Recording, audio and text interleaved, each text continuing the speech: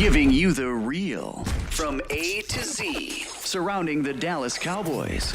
News, updates, rumors, transactions, takes, and more. So strap up, Cowboys Nation, and start your day off with A to Z Sports.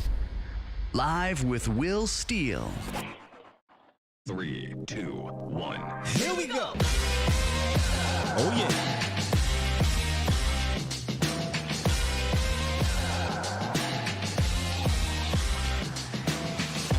Good morning, good people.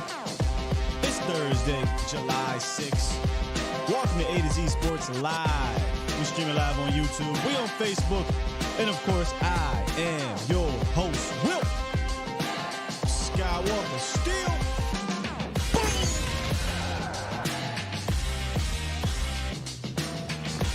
It's Thursday. That means we got our guy, Patrick No C Walker, coming through for the scientific method. And today, we are going to discuss a little different. Who's going to cause the most chaos? Who's going to break rank, or who's in contention to break rank, whether it be a depth guy, whether it be a guy to possibly get some legitimate tick. We're going to talk about all of that at the top of the hour with our guy, Pat No C Walker of DallasCowboys.com, ladies and gentlemen. Also, in the roundup, the Cowboys apparently find themselves, according to this metric, they find themselves in a very healthy situation moving forward, and this should allow them to be in contention or be in Super Bowl contention, competitive, whatever you want to call it, for the next at least 3 seasons. And we'll get into that. Shout out to my guy who wrote that article. So we'll talk about all of that. So good morning, Bomb Squad. Bomb Squad! We have been staggering our scientific method, but that's cool. We were back today. Again, y'all know I'll be off tomorrow, so we won't be back until training camp. So this will be our final one until we get to training camp, and that could be fun. Because once you get down to training camp, now we're getting the inside information, from our guy, Pat, that's down there. Once we get down there, me and Vach, possibly we can maybe get something together where we're in live and we're breaking these things down. So he's super busy down there, plus connection's terrible, but we'll still figure it out because that's just what we do, Cowboys Nation, you know. So shout out to y'all for joining us. And in about 10 minutes, we'll get Pat in here. But before we do that, I want to jump into the roundup because I stumbled across this fantastic article by my guy, KD. Of course, he's the capologist. So let's get into that real quick, Cowboys Nation. Then we're going to come out and get into the nitty gritty, man. It's time! It's time! It's time! It's time! Time. It's time! It is time for... It's time for the morning roundup. Round 'em up, boys. Oh, they do it. Hey, oh, they do it. Hey, yo. Well, look at that, Cap, boy. This shouldn't shock you, though. The Cowboys, this is a PFF article. Cowboys ranked 12th in a 3-year cap health analysis. That means the Dallas Cowboys cap outlook is looking pretty decent. This is from our capologist, KD Drummond, one of the best capologists out there covering the Cowboys of the Cowboys Wire. The premise, again, came from his article. The premise of the article came from a PFF article where the Cowboys were ranked 12th over the next 3 seasons. So here's the criteria, okay? Top 51 veteran evaluations, rookie contract players, active draft capital, projected effective cap space from 2023 to 2025, total prorated money, including money that will be voided, and then the 2023 free agent projections, which is a 2023 unrestricted free agent valuation. And he put all this together, and they had the Cowboys ranked 12th. And they have different rankings within those. The Cowboys like 7th in one, 12th in another, 13th. So overall, they come in at 12th, which is pretty solid. And it should be because we know how Cowboy roll with Cap. So it doesn't shock me, but Here's a couple excerpts. We're going to talk about one from PFF.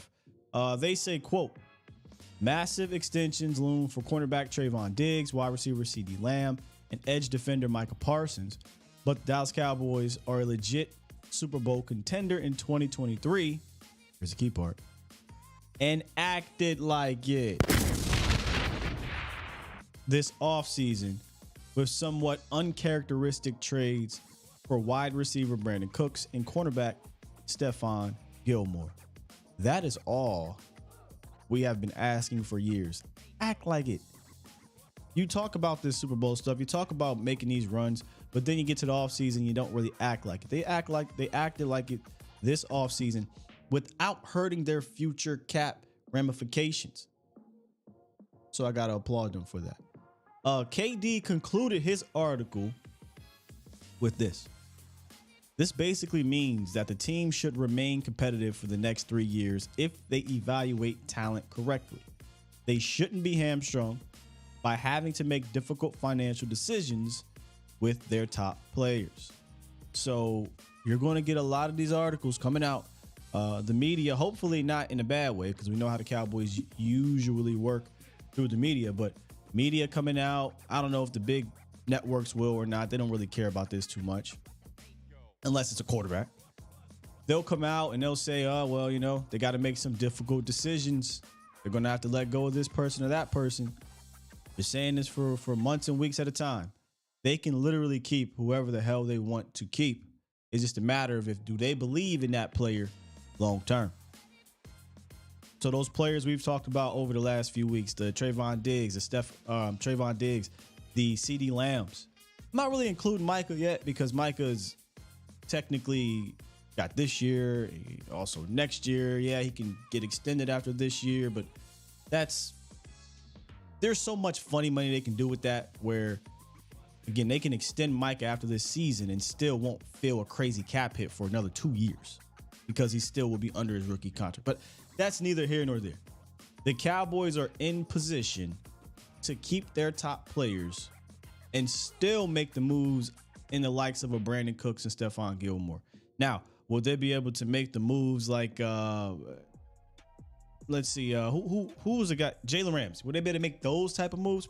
Probably not. You're talking about guys that are getting upwards of 18, 19, 20 million dollars. But they never had to make those type of moves every single year. You know? So shout out to KD Drummond. If you guys want to check out that article and then the PFF article, it is attached in the description. And you can kind of see all of their criteria. But I'm pretty 10 toes down on this. I think the Cowboys, if they want, they can keep those guys that they want to keep. And really, honestly, not suffer much because there's going to be guys like D-Law, guys like Zach Martin. They'll come off the books here soon. You're going to extend Dak Prescott at some point. And the cap is going to go up. So we're not operating in the sense that this is going to be the cap for 2024, 2025, no, it's going to continue to rise. The TV money is going to continue to come in, and it'll just be up to whether, let's just say, Steven and them, because Jerry, we talk about Jerry, he's a mouthpiece, but if Steven wants to pay the money to their guys, it's going to be up to them. So what say you, Cowboys Nation? Oh my gosh, is this? Hey mods, what are y'all doing, man? Can we get this troll up out of here? You wake up coming in, you know what? I'm not gonna get my energy. What say you, Cowboys Nation? What's good, Jameson? What's good, B47? What's good, Colin? My guy, Professor O. Appreciate you for being up in here. I know you're a capologist yourself, Professor O. So you let me know if I'm stepping out of line here in regards to taking care of our guys. What's good, Lee? Appreciate you for being here, man. Yeah, get this guy up out of here, man. What are we doing, dog? You always come in here in the off season. Isn't there Philadelphia Eagle live streams or something to be at? Y'all some strange people, man. But let's make a turn. Let's take a turn, man. I gotta get my guy up here because look, hey Pat, I know you're gonna come. We're gonna bring you in, right, Pat? But I was about to get out of pocket. I'm glad you came in here when you came in. Woo-wee. Hey, y'all, get ready. Take a sip. Bring your pens out. Get your notepads ready. We about to get some science with my guy Patrick No C Walker. No sucker can deal when I'm dropping science. I'm dropping science. Pat Wallace. I'm dropping science. Let's bring you in right, though, man. We got Patrick No C Walker of DallasCowboys.com joining us once again for the scientific method. And today we're going to talk about guys who we think can break rank. But before that, man, hope you had a smooth, that's the word I've been using, a smooth holiday, a little break. Ain't blow no fingers off or nothing like that. Ain't have no backup Terry moments, nothing like that. You was straight. Man, listen, I don't really do the fireworks thing anymore. Okay. I think that ended for me with JPP. So yeah, I'm good. I hope everybody came through the holidays safely. Yeah. Anybody who dealt with the fireworks and whatnot, I hope it was safe. I hope it was fun for you and your kids, and I hope no one made the idiotic decision, which seems to be an annual thing, to fire guns in the air. Because keep in mind, ladies and gentlemen, bullets that go up have to come down. So let's end that tradition, because that's a very unsafe one, and it's actually taking some lives. So keep that in mind. But as far as the fireworks go, yeah, I'm not into that anymore. I'll go watch them. Yeah. Like I'll go downtown, be it downtown Dallas, downtown Irving, downtown Frisco. Like I'll go watch them. But as far as me lighting them off, nah, man, my PTSD from being on the block, that kind of. Yeah, it's too much going on. Too much. Yeah, loud noises, man. Loud noises. I said that yesterday. I said, you got to kind of, take these loud noises in consideration, because it could be fireworks. It could be something else. That's what I'm saying. And often where we're from, yes, it's something it could go either way. Yeah. So it's just like, nah. And typically, to be honest with you, and we'll get into Cowboys here in a quick second, but the 4th of July, back when I was younger, in the environment that I was brought up in, we actually didn't go outside on the 4th of July because you couldn't discern which from which. Like, was it fireworks? Was it the other thing? And you don't want to get caught up slipping. So no, I'm good. Well, I'm good. But I hope everybody was safe. Yeah, we had to travel far to get real fireworks. There's legitimate laws up there. Here in Texas, I went around a corner and got some legit fireworks, and I didn't have no backup Terry moments. So it was pretty cool to do that. No, but see, in Georgia, where I'm from back home, they were illegal in Georgia. I don't know if they're legal now, because I haven't purchased them in a while. And of course, I haven't been home to purchase them in a while. But we used to have to drive to South Carolina. Yep. So we had to drive across the bridge. Yeah, we had to, when we were in Savannah, we had to go across the bridge.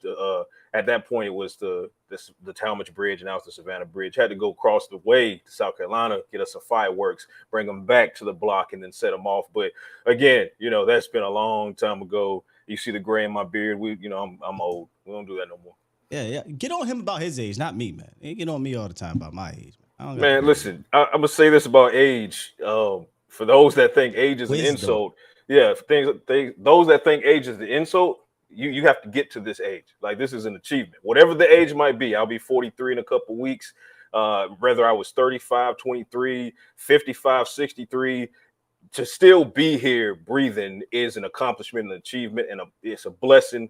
So by all means, please stop thinking that calling people old is an insult. If anything, if you know anything about anything, it's actually a compliment, because it took a lot for us to remain where we are right now and to continue to breathe and draw air when so many people, unfortunately, did not make it to this point. So by all means, call me old. I'm glad I was old. This was the goal when I was 10 to make it to 40. My goal when I'm 40 to make it to 50. Hey, call me old. That just means I'm winning. You know what I call that? Yes, science. Science, baby. Let's go, baby. That's science, man. All right, look, today's show, Pat, is about some guys. I hit you up, and I was just thinking about it. Like, who are some guys that I think can potentially break the rank or be in contention to push some of the guys in front of them, right? And breaking the rank is not necessarily a bad thing sometimes, right? If you can shake some things up, if there's a person in your organization excelling to the point where it's causing some chaos in that at the top of the rank, right? Like, hey, look, we might have to have the guy down here mopping the floors. We might have to bring him up and make these hot Cheetos, like, hot Cheeto with a snack on. We might, if y'all want to talk about, go check out Flamin' or Flamin' Hot or whatever it was. But seriously, there's some guys here in Dallas, some players that I wanted to ask you guys. I wanted to ask Pat if they have the potential to break the rank and push themselves up the depth chart. And I'm coming out fired with this Let's one. do it. I'm coming out fired with this one, man. Unload. Let's go. Jalen Tolbert Mm-hmm. and Simi Fehoko. I've heard, you did come out fire. You did. You did. I've heard a few Cowboy fans saying they think or they want one of these dudes to push Gallup down the list and break the rank. Are they legitimate contenders to do that? No. Yeah. And I'll qualify it as such. When you're talking about Michael Gallup, you're still talking about a former 1,000-yard receiver who last season was returning from a torn ACL, and he didn't return in December where he would have had more time to rehab and recover and get back to his dominant ways. He returned after about 4 games, and it took a while for him. He had up and down, so he had a flash and then not so much, and then he'd have a flash and then not so much, and then you look at what he was able to do against the Rams in Los Angeles, for example. That play that we're talking about, that sideline twinkle toes play. See, that tells me that the real Michael Gallup is still in there. You in there?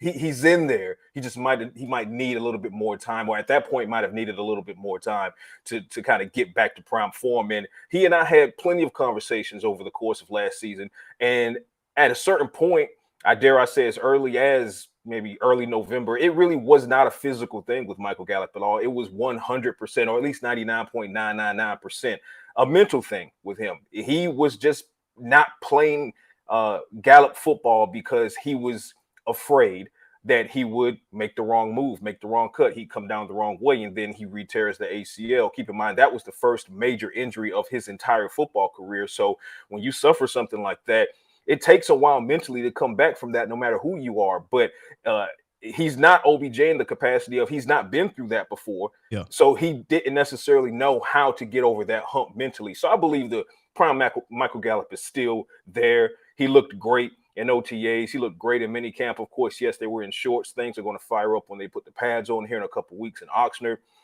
But I think rumors of Michael Gallup's demise are greatly exaggerated. Now, does that mean that Simi Fehoko and Jalen Tolbert don't have enough, or don't have the juice or the potential to push the needle? Yes, they both do. But right now, it's not Simi Fehoko and Jalen Tolbert versus Michael Gallup. Mm-hmm. It's Simi Fehoko versus Jalen Tolbert, and it's Michael Gallup versus Michael Gallup. I think that's the better way to look at it, because as long as Michael Gallup wins against himself mentally, in his, what I believe is going to be his real return from a torn ACL, then you'll see the 1,000-yard receiver take note again, especially with Brandon Cooks on the field, CeeDee Lamb now operating in that WR1 role. But when it comes to Jalen Tolbert and Simi Fehoko, I don't think that they should place their bullseye on Michael Gallup. I think that's a bit too ambitious when you look at both of their histories in the NFL. Jalen Tolbert coming off of what everyone, including himself, has labeled a disappointing rookie season, where he could barely get on the field, let alone he could barely get on the active game day roster, let alone on the field. And then you look at Simi Fehoko, who was the dominant wide receiver in last year's training camp. He has a lot of history with both Cooper Rush and Dak Prescott, but injury kind of derailed that season. So he's trying to show that he can be the definitive WR4 in 2023. And that's the role that Jalen Tolbert is trying to get as well. But to say that those two will push Michael Gallup out of WR3, I don't see it. I don't see it. I think with Michael Gallup, we are remembering, or we have what's it called, revisionist history, right? Where I don't think people remember that he was actually good after he came back from his, calf situation he had as a wide receiver 3, by the way. Like I think people were upset that he wasn't putting up wide receiver 2 or 1 numbers when he had Amari Cooper and CeeDee Lamb in front of him in 2021. Like, let's be real. Lamb and Coop were the guys. Gallup had to fall. He had to fall in rank, right? And he did that. Yes, he didn't put up these crazy numbers, but when he came back from his calf, go look at when, who was it? I think both Lamb and Cooper were out. Gallup put up good numbers and played well in that Las Vegas Raiders game. Gallup shined when he was in against the Saints. He still was making Gallup plays. But I think a lot of people are expecting, or were expecting at that point, Gallup to be 2019 when he was the wide receiver 2. He wasn't, and he's not anymore. He's the 3rd guy. And I think if you can put your brain and wrap that around Michael Gallup being the wide receiver 3, you can easily come out of this saying, oh yeah, he could be one of the better wide receiver 3s in this league. I'm not asking Michael Gallup to be my top guy or even number 2 guy anymore. So, for my guy Toxic in there, I think what you're doing when you say he hasn't been this or that since 2020 or 2019, I think you're wrong. He got hurt in week 1 in 2021. He was balling, by the way. Against the Buccaneers. He was balling. Got hurt. And then he came back and he still was, I think, a solid wide receiver for you with Amari Cooper, with CeeDee Lamb in the fold, and then he tore his ACL. I'm sorry, he tore his ACL. You want me to get mad at him for doing that in 2021? Right, like I don't understand. And furthermore, absolutely every single one of your points are valid. But keep in mind that in the first year post Amari Cooper, Michael Gallup got dropped into a situation where he had to be more, but wasn't physically ready to be more. So it was kind of the perfect storm of negative variables, put it that way, working against Michael Gallup. But now here he is coming into 2023. He's much farther removed, nearly 2 years removed from a torn ACL. He's in a better mental space. They go and get Brandon Cooks, which is obviously going to be your WR2. But then at the same time, what that does, the presence of Brandon Cooks and CeeDee Lamb being the definitive WR1, that frees up Michael Gallup to play freely, because now he goes into every game knowing that, hey, I don't have to put up 150 receiving yards and 2 or 3 touchdowns. I'm going to try, but at the same time, I don't have to put that pressure on myself. And as a player, that allows you to play more freely. That allows you to play fast football and just play based on muscle memory. And instead of saying to yourself, well, I have to go out there and hit this number in order for everyone to understand my impact. That's not going to be the case. And I also think people need to understand that because the Cowboys now are back in a situation where they have a 3-headed hydra at wide receiver, CeeDee Lamb's not always going to be the one that puts up 100 yards receiving. 1 week it'll be CeeDee Lamb. The next week it'll be Brandon Cooks. The next week it'll be Michael Gallup. That's by design. It's supposed to be that way. So yes, you're going to see games where Michael Gallup explodes and goes off, and then the next game he might only get 30, 35 yards. But then you look over at his compatriot, Brandon Cook. He had the 130-yard game, and CeeDee Lamb had the 75-yard game. Okay, now let's go to the next game. Well, CeeDee Lamb went off for 150 and 3. And then Brandon Cooks only had 30, and Michael Gallup had 45. The fact is, the Cowboys are trying to keep it unpredictable. They're trying to make it where no secondary can key in on any one of their receivers, because then you got to mix in a guy like Schoonmaker, Jake Ferguson, Peyton Hendershot. You got Tony Pollard. You got Deuce Vaughn back there. So the Cowboys have a perfectly designed situation for all involved, especially Michael Gallup, someone who just really needs to get over that mental hump. And one great way to help him get over the mental hump is to be able to look him in the face and say, you don't have to be that guy every game. Just be that guy on the game that we tell you to be that guy in. Yeah, and there's multiple conversations you can have with Gallup. Like, don't get it twisted. No one's removing the pressure that Michael Gallup has on him to perform, especially obviously given the extension that he got and the role that he's going to play. In 2023, you need 3 receivers. That's just the way. That's just the way it is. So he's still going to have a significant role. Real quick, to my guy asking, what did the 3-headed monster at wide receiver get you in the past? Would have gotten you farther if you had Dan Quinn as a defensive coordinator when you had that 3-headed wide receiver. So revisionist history continues. You never had the 3-headed monster in the playoffs. That's my point. When have you had it? In 20, when there was the playoffs, 2018, there was. What would you say? Still revisionist history. Revisionist history. I mean, people remember what they want to remember. They remember, and not what disproves their point. They make things up. In 2021, you didn't have it. Like, Gallup tore his ACL, and he wasn't available in the playoffs. Last year, there was a 1-headed monster. That's really much all you had at wide receiver. And then 2020 didn't make the playoffs. So there's. And who came in 2021? CeeDee Lamb, right? 2020 CeeDee Lamb. When did your defensive coordinator, your current defensive coordinator? Dan Quinn. Well, yeah. I mean, so to my point, once again, when you had that 3-headed monster at wide receiver and your offense was just firing on all cylinders, and Dak Prescott earlier in that particular year, was in the conversation for league MVP, who was your defensive coordinator? Was your defense the same as it is now? Was Michael Parsons around? Had Donovan Wilson already become Dono that we know? Was J-Ron Curse here? Was Malik Hooker here? The list goes on and on. Was Damone Clark here? So, again, they were there, but they weren't what they no, are when now. I said was Donovan Wilson the Dono that we know as an example. Yeah. So defensively, this is an entirely different team than when you had the three-headed monster of Amari Cooper and Michael Gallup and a first-year CeeDee Lamb for the most part. So I say all of that to say revisionist history. If we're going to have the conversation, let's have the full conversation, not just pieces and pockets of the conversation that make your point taste good. Because it's just, let's not be conveniently. Let's not have a convenient memory. Let's put it. I broke down the amount of games they played. I don't even think they played a full season together when they were here for 3 years. I think it was 2020, 2021. And that's it, really 2 years. So they didn't even play. William Burney, I do agree at this point with everything that's on the table. No more excuses. Yeah, I mean, we all agree with that. The team is ready to go, but he comes in here all the time and says that, but that's neither here nor there. Let's get to the second part here, man. Jabril Cox and DeMarvion Overshown.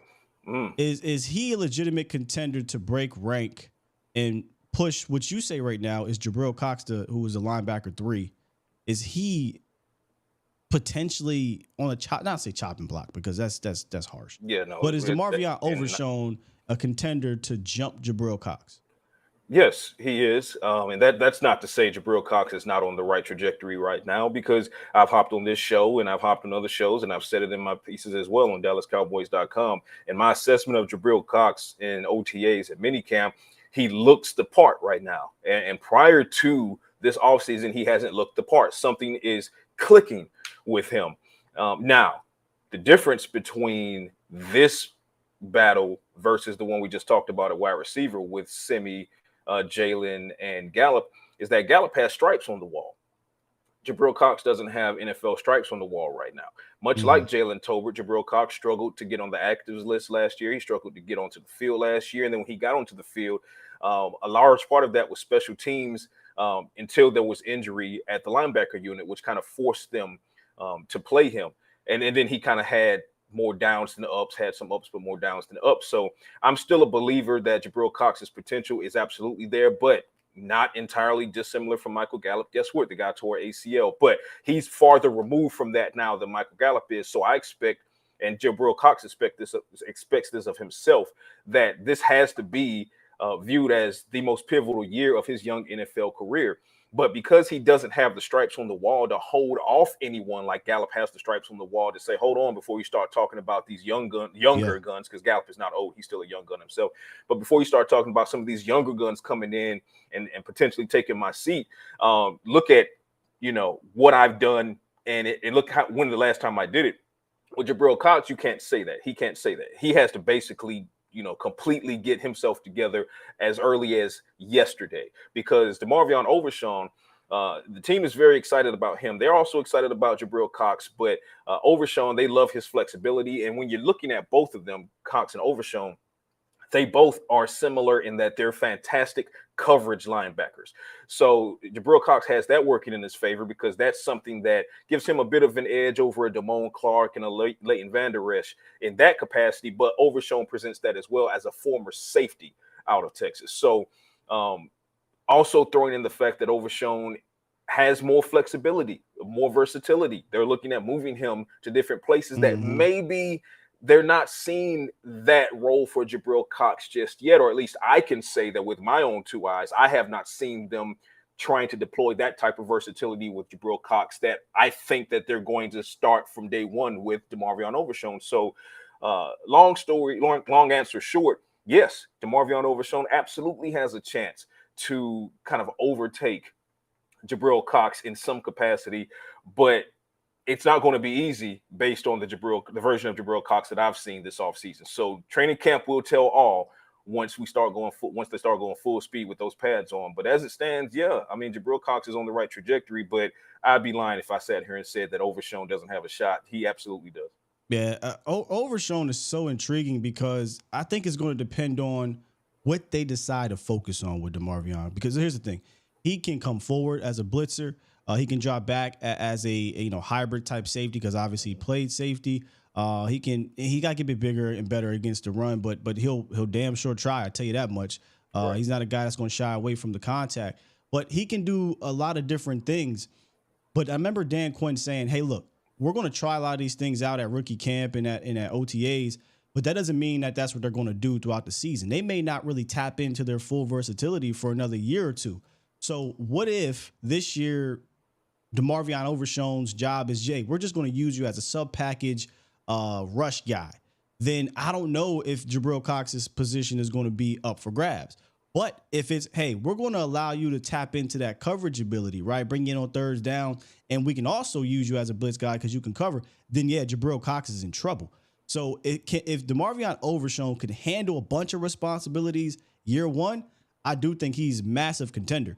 If it's more so, hey, we're putting a lot on this kid's plate, let's just kind of simmer it down to one thing, then maybe it could be a guy like, and we'll get to the next guy, but a Russian, a Fehoko. Instead of bringing Fehoko out there as a rookie, they say, hey, we want more speed, so we're going to rush Overshown with a bunch of linebackers. So I think it depends what they decide to do with Overshown year one.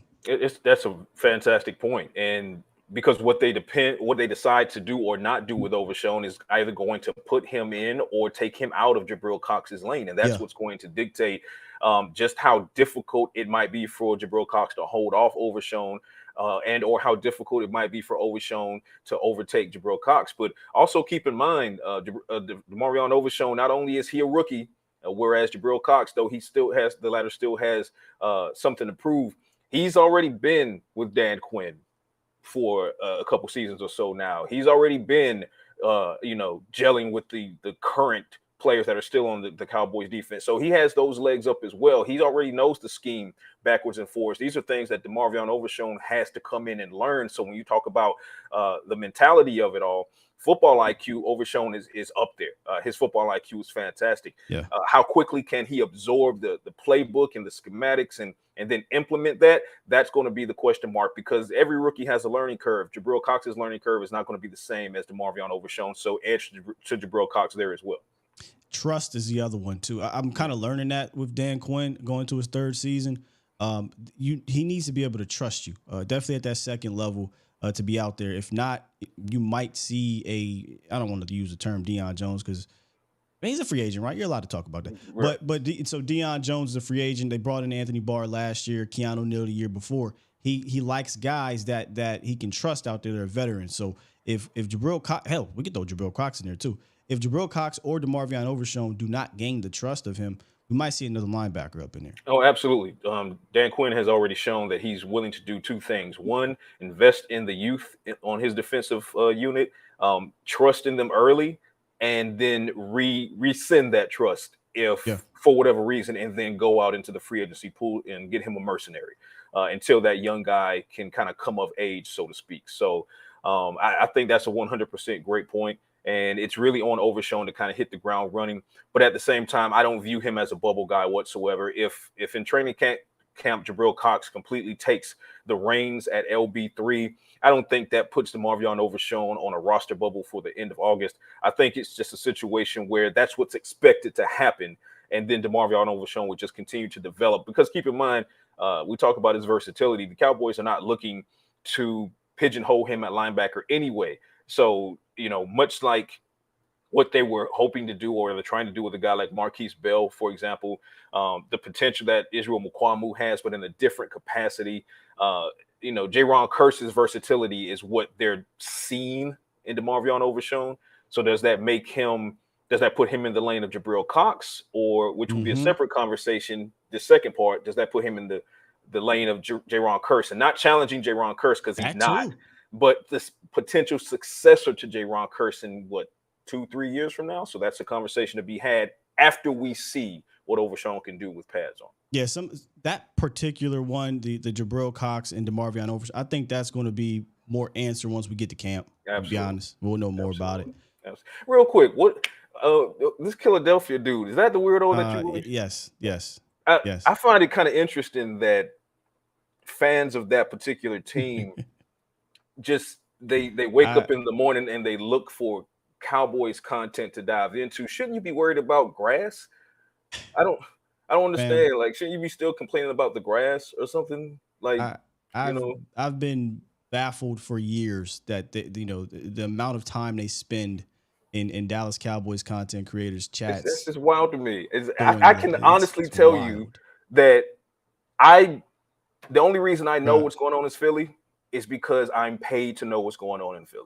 If you didn't pay me to know what's going on in Philly, I could give two rats you couldn't pay me buns. to Like go be in somebody's chat doing this mess here, I don't Cap, man. understand. I don't understand. But I guess they got a lot of time on their hands They got a lot because of time. I mean, it's not like they're polishing a ring or anything right now. So you Hey, know, look, man. I don't know. I ain't even gonna go into the deep end. For those that was here last year at camp when he called in and tried to troll and he was stuttering over himself. We served him right. He We didn't go served him. full Harlem Nights. He was the heavyweight We- champion Harlem Nights. I said, look, Get out of a here, good man. troll is a good troll. It's not like we Get haven't out had of here. troll calls before, but man, that Get was out so of here. terrible, dog. Like Get out I of can't here. even let you get out of here, man. Get out of here, Anyway, man. this next one, I actually in the middle of me making it, and honestly, after I finished it, I was like, damn, did I use the right one? The right players to compare this to? Because I read your article.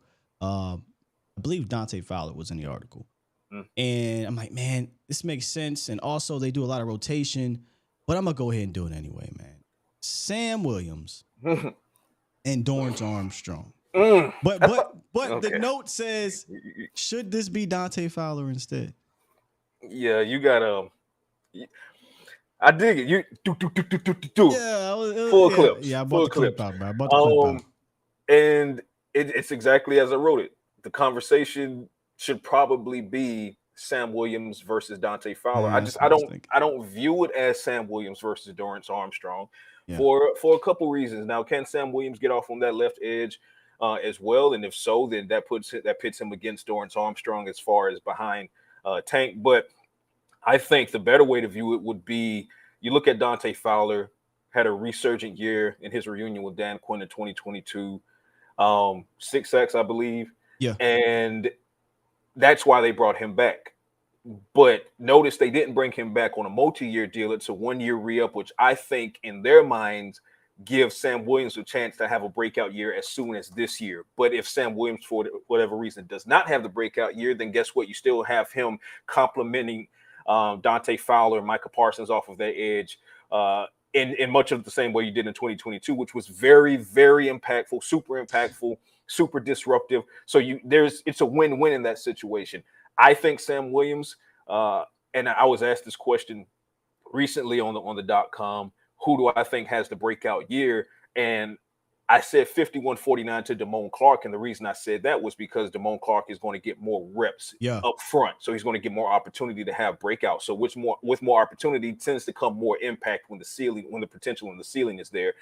So Damone Clark's going to be a starter and complement to LVE. Sam Williams is not a starter as we have this conversation, right? So I think Sam Williams can touch 10 quarterback sacks and, 25 disruptions, and he can go off this year. But it's not he versus Dorrance Armstrong. It's versus Dante Fowler. I think if Sam Williams wants to get more action, it's Fowler he has to go through. And he has the potential to do it, but it's not going to be an easy task because we've seen Fowler can be capable as well. So it's not a lose-lose situation. I mean, it's a situation where they can't lose, I should say. That's the best way I want to put it. Let me push back. Let me talk to you for a second here. Let me talk. Don't get me started because they didn't let our guy win money in the bank. But I've been thinking about it though. I'm not as upset as I was initially when it happened, and maybe I can talk to you about it more about that. But I'm not too another time because that made me feel away, and I know what they're doing. They're setting up so they can disrupt Judgment Day. They want the feud with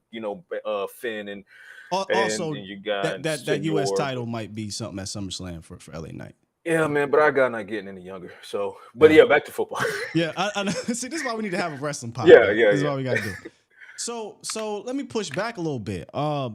Him going through Dante, as I think you even said this in your article. I don't even know if he'll need to because it seems like Dante Fowler is not going to get a ton of snaps anyway. He only played 300, something like that, pass rush snaps or totals roughly. Where Dorrance played almost 6. It was like 570 something. So when I was thinking about this, I'm like, where can Sam take some snaps away from a guy? Dante Fowler, to me, is still, in my opinion, one of your best pure pass rushers. Like pure. I'm not asking Dante to go out there and defend the run, but from a pure pass rush standpoint, I think he can still get it done. 6 sacks in probably less than 200 when total or 200 some pass rush snaps. So I'm like, where can Sam dig in? And it just, I kept coming back to Dorrance. I'm like, he got the guy coming off of the career year. Look, DA has had ascending, right? 6 sacks, 8 sacks. There is Aha. production there, no doubt about it. But I can't get away from what Sam Williams potentially can be, because I think his ceiling looks so much higher. Nor should you. Nor should you. Everyone who follows me knows, and you can attest to this, I am as high on Sam Williams as anybody walking this planet. I simply am. And do I believe he'll have a breakout season? Yes, I'm already on record saying I believe Sam Williams has a breakout season. But I don't think, let me put it this way. Should Sam Williams prove me and you and his believers right and go on to have a breakout season in year 2, when it's all said and done and you go back and you look at the splits, I venture to say that his breakout season will have had a bigger impact on the number of reps that Dante Fowler did or did not see versus the number of reps Dorrance Armstrong did or did not see. Because when you look at Dorrance Armstrong, what I see the Cowboys doing, particularly if they re-up a second time with him, which will be a 3rd contract.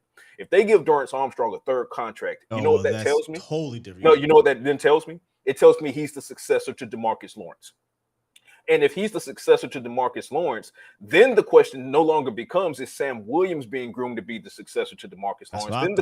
Then the question goes right back to, the conversation goes right back to what I was saying, which was, it's Dante Fowler that will be in Sam Williams' way. But then if they don't re-up with Dante Fowler after this year because Sam Williams had the breakout year, then that just ends up proving me right.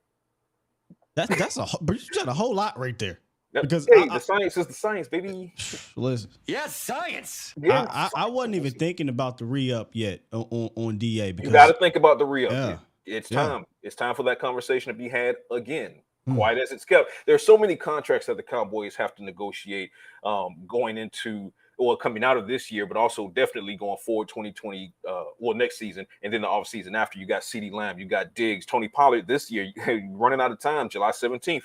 It's the deadline for the franchise tag if you're going to get a long-term deal done on Pollard. So you got Pollard, Steele, Diggs, Lamb. By the way, that Lion guy, Micah Parsons, his conversation is coming up probably as early as next year is when you want to start having that conversation. So it's easy to forget that you also have a contract conversation coming up on Dorrance Armstrong, who saved you in the post-Randy Gregory debacle and how that happened. So, yeah, if you're the Cowboys, you want to hold on to Dorrance Armstrong. And again, we'll see how it plays out, because if Sam Williams has a breakout season and for whatever reason that leads them to not re-up with Dorrance Armstrong, well, then you're right. Well, let me stay there real quick, because you just kind of opened up another can of worms as you were talking about that. Dallas likes to draft. Everybody drafts for the future, right? But they like to draft to protect themselves for the future, if that makes sense. So you take draft picks, you're obviously planning 4 or 5 years to have these guys. But when I look at them taking a guy like Sam last year and then a guy like Fehoko this year, could they potentially be planning for life without DA/D-Law at some point? Because if it's tough, though, because if Fehoko can't get on the field, how do you say have blind faith in Fehoko replacing a Dorrance Armstrong? But we've seen them do that. They're always protecting. Well, not always. Let's be clear. Right. In the Dan Quinn era, they try to protect them. And in the Dan Quinn era, the Cowboys are always trying to put themselves in a position where the successor, the next man up, is always readily identified before the next man up is required to be the next man up. And that's what you really have to love about the Dan Quinn era. So, they would love DeMarcus Lawrence to retire a Cowboy, as would I, as would you, as would most, especially those of us who have gone to bat for him annually to try to remind people of his value, and they're really now seeing it. Right, and they're now seeing it. So I hope DeMarcus Lawrence retires a Cowboy, but that doesn't change the conversation that eventually you have to identify the successor, and I think they've done that, because I think Dorrance Armstrong can succeed DeMarcus Lawrence, not necessarily as early as right now, but maybe 2 years from now. I think Sam Williams can be your definitive post Randy Gregory guy, because Micah Parsons is going to be Micah Parsons, Yes. right? I don't see Micah Parsons as the post Randy Gregory guy, because I still want him to be the versatile guy. I want him to be the unpredictable wild card. Now we'll see if the Cowboys continue to commit him to defensive end full time, because if so, then I mean Sam Williams has to contend with that as well, and then good luck with that, because no. So Sam Williams, I can't get enough of seeing him play football. I think his future is ridiculously bright. It's a supernova here with the Cowboys. I think that his combination or combining him with Dante Fowler is just great coaching, gives him an opportunity to learn behind Fowler and Micah Parsons and DeMarcus Lawrence on that opposite edge and grow and be better. And I'm hoping he has a breakout year. And if he does, then again, I think it's at the expense of Dante Fowler and not Dorrance Armstrong. He's going to break rank. It just depends on who the hell that person is. He's going to break somebody. He's going to break. It's happening. He's going to break somebody. It's happening, Captain. Yeah, Slam Williams, man. Fantastic name, by the way. I like that. I did. Slam Williams. You know, he dumped my man. And we needed that, because after my man went to Washington and did the whole, jackknife power bomb on somebody from Houston, I'm like, man, I need somebody to slam somebody now, because he should have been slamming Williams. People here. So Slam Williams. I like that. Only thing I'd say is, and although some of those flags were fugazi against Sam, just keep an eye out, because they kind of the officials kind of have their eye on you. So, and we know when they got an eye on you, Connor Williams, they will talk. I was just about to say, when they're targeting you, because officials target too, when they're targeting you, So if he can eliminate the penalties that he's actually accountable for, because he's going to get called for things that he doesn't do wrong. It's just how it goes. No, but I think he'll be fantastic. I mean, he has all potential. Let me say this. I don't mind that Sam Williams is a bit, he got a little tick to him, where Randy. I don't want him to turn down. That's not what I'm saying. Right. I don't want him to turn down whatsoever. But I don't want him to turn into Randy. I want him to just be more aware that he's being watched. Yeah. So let's make sure that we discern between the two. I don't want him to turn down. It's not necessarily about how can I put this in a very I know I had to do the same politically correct way. I'm not asking him to be.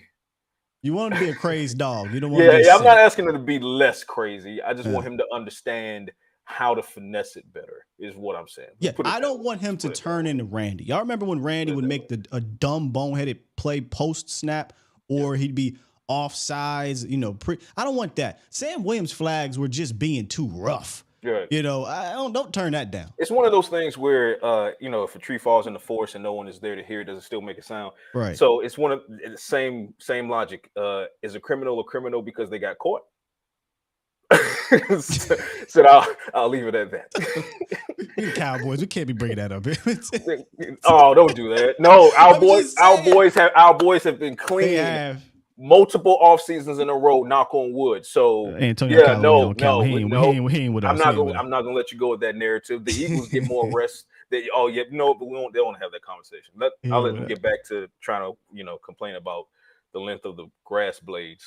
Is that we're gonna talk about that. Let's get to the final one here, man. Yeah, let's do it. And this one, I don't really. So a lot of people want to believe that a guy like Kelvin Joseph is going to push some of these other dudes, but Kelvin Joseph, Nashawn Wright, are they contenders to break rank on a guy like a Jordan Lewis, who I look at right now as your fourth guy, but a very dependable fourth guy on your team? No. Yeah. It's no. Much like the conversation of Simi and Jalen, are they contenders to, supplant Michael Gallup? And that answer is no. It's the same weighted. I think even worse here. Yeah, even more so, because when you look at this situation, this is Jordan Lewis versus Deron Bland. And that's the conversation to be had as Jordan Lewis. And we'll see if he starts training camp on PUP. There's a 50% chance he will, 50% chance he won't. The Cowboys are leaning heavily toward it. But when I'm speaking with Jordan, he's leaning heavily away from it. So at the end of the day, it's the call of the medical staff, not the player. So, but Jordan is trying to get back on the field, and in his absence, Deron Bland has become him at the nickel. But I'd say this: if we're trying to look for the conversation to be had as far as youth versus incumbent, it's Eric Scott versus Jordan Lewis. It's not Nashawn Wright versus Jordan Lewis, and it's most certainly, I could not be more unequivocal about this. It is not Kelvin Joseph versus Jordan Lewis. It's not Kelvin Joseph versus anyone other than a Nashawn Wright and Israel Mukwamu. It's not even Kelvin Joseph versus Eric Scott. And I'm saying that right now. And Eric Scott hasn't even hit training camp yet. I'm saying that because the Cowboys have so much belief in Eric Scott. And the reason that belief even exists, because, domino effect, right? Butterfly effect. If Kelvin Joseph acquits himself properly in the absence of Anthony Brown last year, Eric Scott is not on this team right now. Yeah. He's not on this team. So not only do the Cowboys go into the draft saying we need to get a young, hungry corner, they want one so badly that they give up one of next year's picks to move up and get Eric Scott. So Kelvin Joseph has to first get through Nashawn Wright and Eric Scott before he can honestly say he's trying to battle a guy like Jordan Lewis, who's a proven ball hawk, a proven playmaker for the Cowboys in the nickel. And so that's the actual conversation for Kelvin Joseph. And I believe that Kelvin Joseph, we talk about not putting a guy like Overshown on the bubble, which is rightfully so. I don't think that he's a bubble guy. Kelvin Joseph, I believe, is a bubble guy. Jabril Cox, I think you meant. Is that what you meant? No, because we were talking about Overshown. I said if Jabril Cox. Because Overshown won't be on a bubble, but I was saying in that moment that even if Jabril Cox steps into LB3, it doesn't make Overshown's spot on the roster that much more precarious. It does not. That's what I was saying in that moment. But when it comes to, and obviously Jalen Tolbert, I don't even have to say that. He's going to get his chance. He's going to be on this roster this year. He's not going to get cut, even if he bombs in training camp. They're going to try to they're going to try to figure it out. Kelvin Joseph can't say that. Right. If Kelvin Joseph bombs in training camp, I think it's good night, Sally. Nashawn Wright stepped in after the Kelvin Joseph experiment in 2022 went awry, and Nashawn Wright had some downs, but at least he showed some ability to be a starter in pockets, right?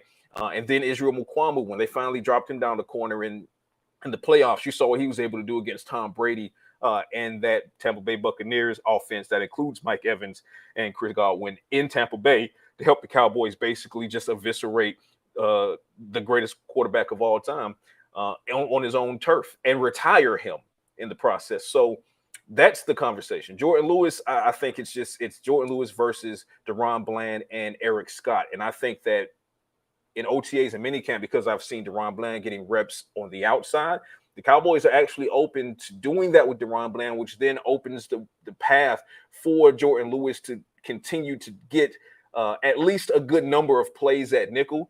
And even if it's in a complementary role, we'll see who takes the lead there as the season gets underway. But you have to look at the tier below them to start looking at where Kelvin Joseph, Nashawn Wright, Israel Mukwamu are, because I'm already willing to put Eric Scott at least in that 100%. Yeah, I would say at least in that gray area that is, because it goes like this. You got Deron Bland versus Jordan Lewis. Below them, you have Eric Scott versus Nashawn Wright. And I want to put Izzy there, but I won't put Izzy there because the Cowboys are just, for whatever reason, hell-bent on labeling him a safety.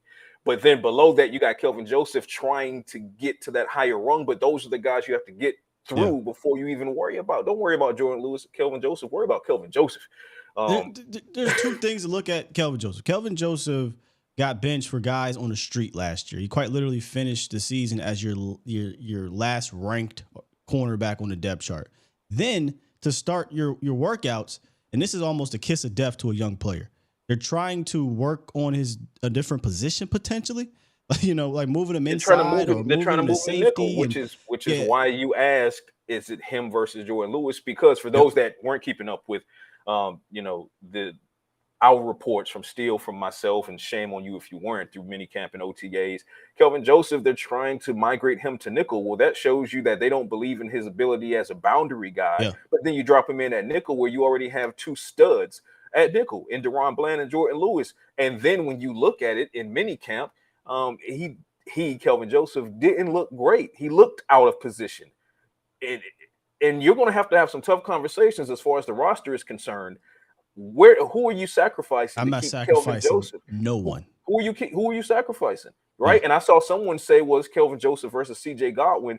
Defensively, if that's the conversation, then Kelvin Joseph's already out. CJ Godwin, although he's not a defensive piece, he is a special teams ace on a special teams unit that has now lost two special teamers. Top special teamers in Noah Brown and Luke Gifford. CJ Godwin's not going anywhere. That's why he was brought back in the first place. So, but to our point, if people are saying it's KJ versus CJ, I think you're now reading the writing on the wall there. Right, exactly. Dig deeper. If we're talking about a second round pick cornerback that was supposed to be your future on the boundary, battling the guy who doesn't even play defense, he's strictly special teams. That should be telling you something, right? Yeah. You brought something up though that made me think, and we're talking about Deron Bland. And one thing I'll say about Deron Bland, you kind of almost saw it instantaneously in camp where it was like, yo, who's number 30? Like who is that Jordan? Or not Jordan Lewis? Who was it? Anthony Brown? Because he had number 30 at one point, right? But like, AB, when did he get big? Deron Bland stood out so much in camp. It got to the point in preseason, honestly. It got to a point where I was like, hey, this dude might be a third best cornerback. Oh my God. Listen. Like it was that real. And then Jordan Lewis kind of was going through some of his injuries or whatnot. Then he was out. Deron Bland came in, had a good game against the Washington football people. And then the rest is history once Jordan Lewis went down. So I'm wondering, because of Eric Scott, who's getting the opportunity with these guys being out, who is showing some growth, could this turn into a DB versus DB versus Jordan Lewis, this year's version, just Jordan Lewis and Eric Scott? Could that happen again? I don't know that it would happen again, and I'm glad you said this as I kind of glance over at the comments and I see someone saying something I didn't say, but I guess people are coming up. I guess this live shows, bro. This yeah. I guess this is Facebook people starting to tap in now. Yeah. No, Patrick Walker, and my name doesn't have a C in it, by the way, so get it right. No, Patrick Walker did not say Eric Scott will be a starter in 2023. That's not what I said. He didn't say any of that. That's not what I said. But, I mean, if you can't spell my name right, I'm going to assume you didn't hear what I said correctly in the first place anyway. It's right there on the screen. It's right there on the screen. Right there. What did Forrest Gump say? But anyway, when it comes to Eric Scott, I believe he has the potential to challenge for reps at the nickel. Absolutely has the potential to challenge for reps at the nickel. Now, that being said, it's still Jordan Lewis versus Deron Bland. And I love that you brought up how Deron Bland was such a monster in training camp last year. And it was something that we reported on endlessly and said, hey, man, this guy is something to watch. And then I started asking early in training camp after I saw Deron Bland making some plays. I'm like, let me dig into this guy a little bit as far as getting some of the coaches' feedback. Let me talk to some of the players. How are these guys feeling about this young guy? Do they really believe he can be that dude? And everybody kept saying, from Dan Quinn to DeMarcus Lawrence to, Trevon Diggs, they kept saying he can be that dude. Jordan Lewis was saying Deron Bland can be that dude.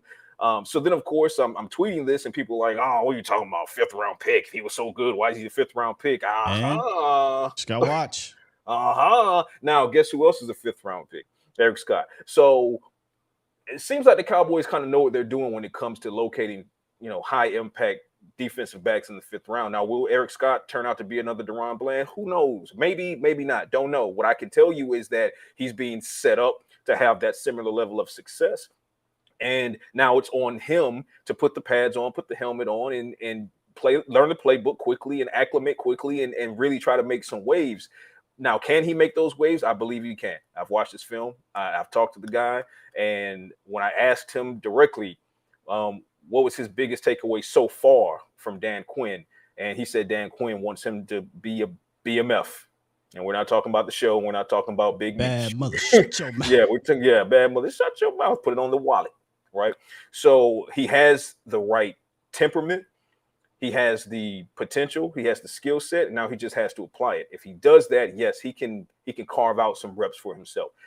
Will he be a starter in this year? No.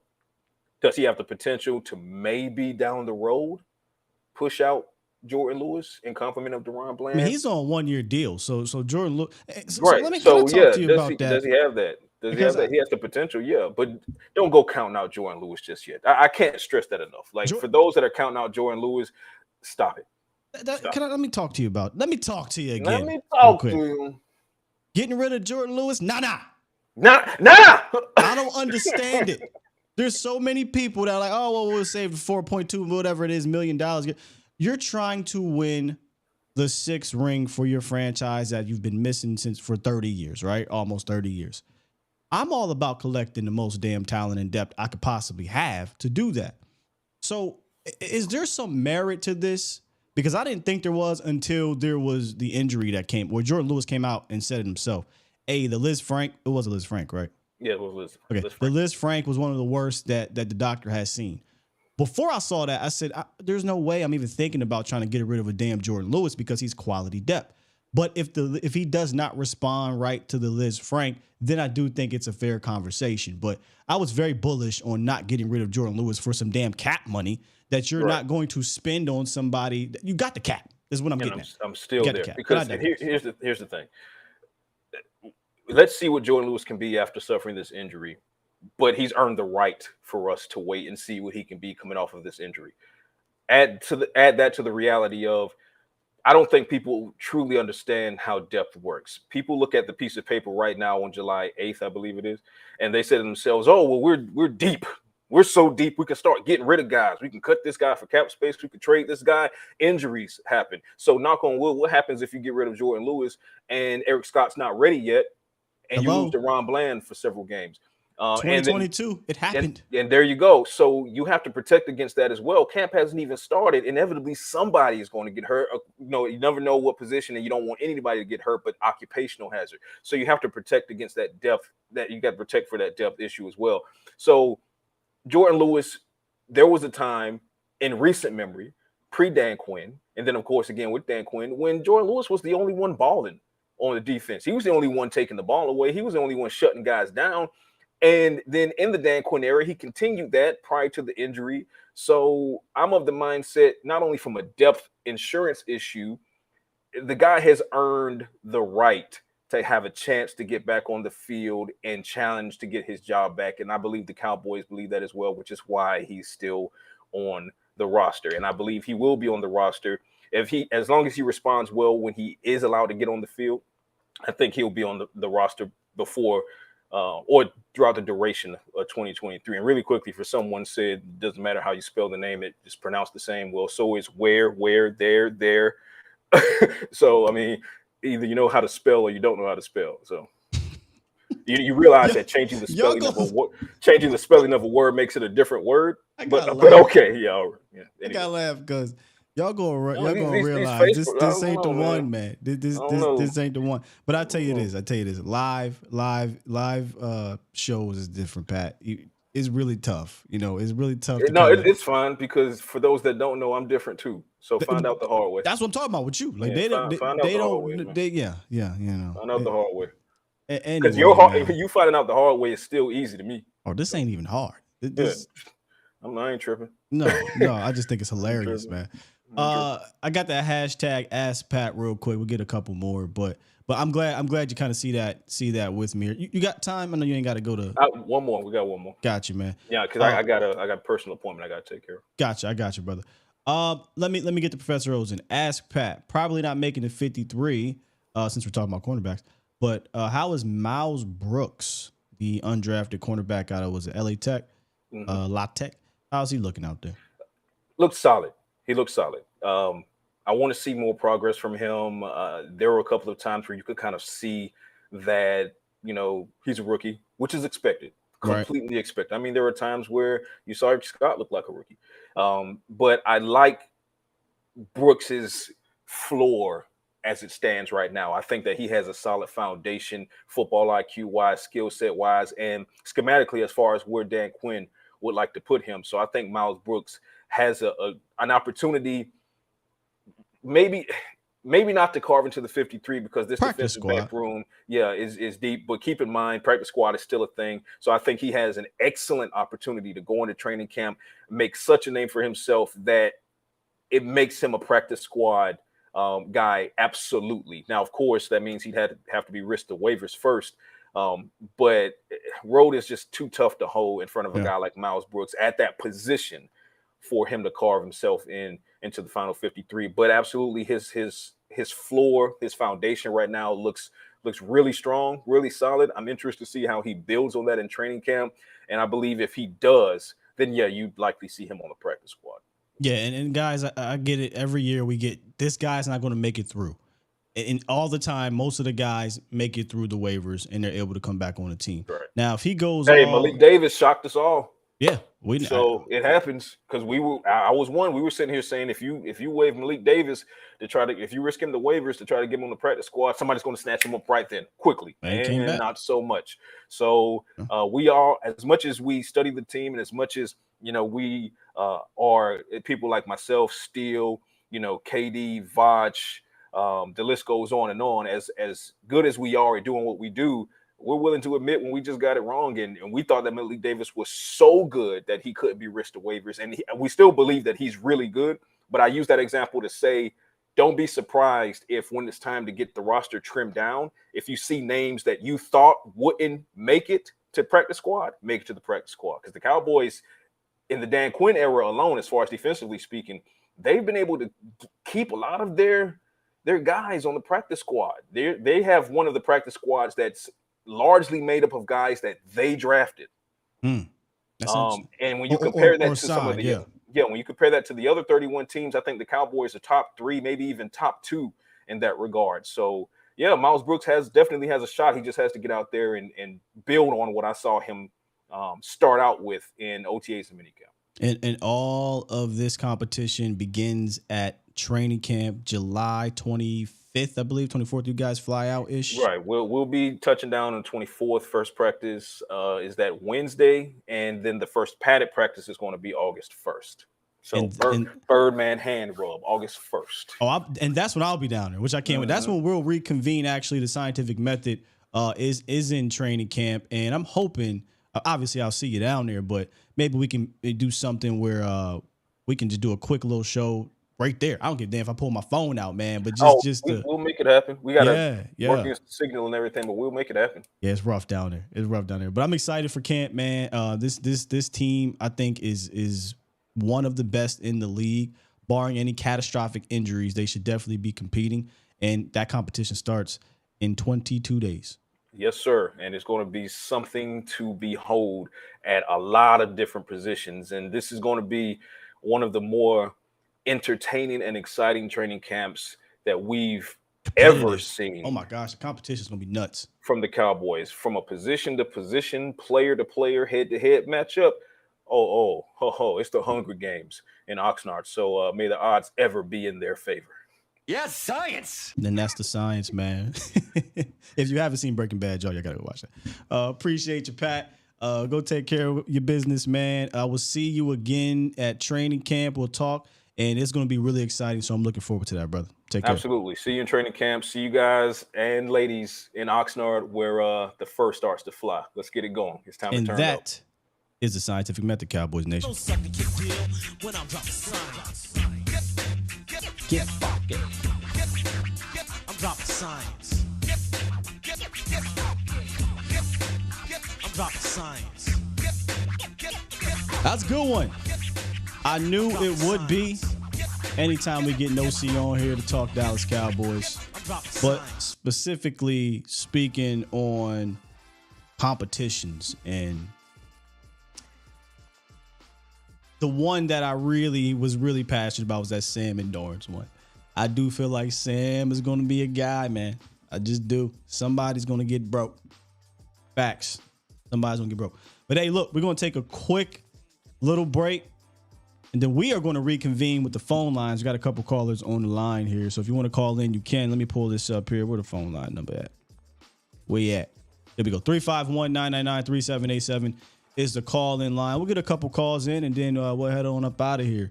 So, take a quick little drink or whatever, and we'll reconvene here and talk about these here Dallas Cowboys.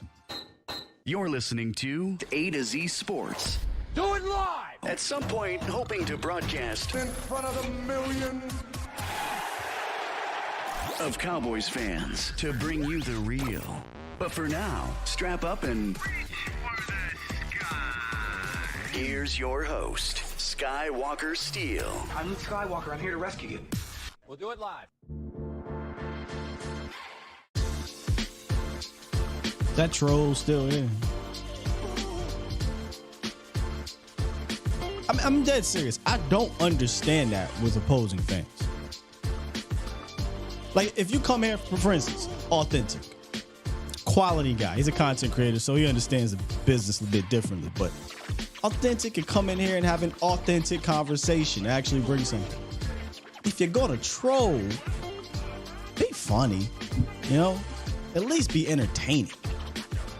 That's all I'm saying, man. Appreciate you, Professor. All right, we got 1, 2, 3, 4. 4 is good. 4 is good. We have 562 waiting on the line first, so let's get to 562. What it is, what it is. What's up, Sky? How you doing, bro? Doing fantastic, man. Just had a good conversation with our guy Patrick No C Walker. Yeah, I heard just half of it. I heard your half only during this whole little break time. I really didn't hear everything what was going on, but yeah, man. You guys caught my attention with a couple of things I was talking about the earlier part. I heard. Okay. So like, I don't know if you remember, but I was telling you about Armstrong, man. Like, that's one dude we can't really forget about. I was kind of comparing him. I don't know if you remember comparing him to Lawrence. Yeah, I think you said that he could. You think he could be the replacement? I think I was saying I look at Sam as a replacement. Yeah, and I feel you on that too, man. But I think, you know, yeah, like I was saying before about that, man. I think we can't discount him totally. And I was thinking about this too. I think that's the wrong word. What are we discounting? There's no discounting in Dorrance. Dorrance is going to be a part of this rotation. He's likely going to start a number of games. He is absolutely a guy that you don't hate having on his team. So there's no discounting Dorrance Armstrong. So what do you mean by discounting Dorrance? Well, I kind of felt like I was just trying to bring up last time that I know we excited about Sam Williams and his future and all that, but I was trying to make a point of, you know, that the Joneses love Armstrong, so aside from politics, just pure on field is what I'm talking about. I ain't really talking about politics. Just on field. I guess the conversation we were having was Dorrance Armstrong replacing D-Law or Sam. I view it as Sam Williams potentially the D-Law replacement because he's much better against the run. He's bigger, he's stronger. I mean, he's just a physically better guy. I think the ceiling is much higher for Sam Williams than Dorrance Armstrong. Yeah, and that's what I was thinking. I was thinking the same thing. Like, he got pretty good pass rush move, but I don't know about that run defense with Armstrong. I think as far as a pass rusher, he might be a little bit under D. Ware as a pass rusher, but not much under him. But as far as run game, he can't compare to D. Ware. I don't know if that's something you mean D-Law, right? Yeah, you're right. Yeah, D-Law said D. Ware. You're right. Yeah, D-Law. Yeah. Yeah. Nobody. I think Sam is the closest thing against the run this year for D-Law, in my opinion. It will be, at least. I don't think he's a better pass rusher than D-Law either. If that's the case, bro, if he like got the D-Law motor with the run, because I think as a pass rusher, his skill level, I don't know if he might be touching with D-Ware as far as pass rushing skill, but his ceiling is like way higher. He might be a monster, man. If that's the case. Talking about Sam? Yeah, if you think he got the run stop ability of DeMarcus Ware already, or close to it, and just his ability as a pass rusher or his ceiling as a pass rusher, he might be pretty scary, man. Yeah, that's what we saying, bro. That's what we saying. Like Sam, to me, man. I mean, and again, there's a lot of optimism, but he has given me reason to be optimistic. I think, based off of the film that you put on from last year, I think Sam Williams can become a core. I used to call it the core four because you got one guy at each level, right? You got the cornerback, you got a defensive lineman, a linebacker, and an interior guy. But I think Sam has the potential to be a part of that kind of core four-ish type of situation for your team. I do. I think his ceiling's higher than Dorrance, and you could argue, he could again be the D-Law guy of the future because D-Law is not going to be here forever. Right. And then, and one more thing about in closing. in closing about the cornerback. The one we think about cutting. Second round pick, Kentucky, KJ, LSU. Kelvin Joseph. Yeah. Yeah. Oh yeah. So I'm wondering, I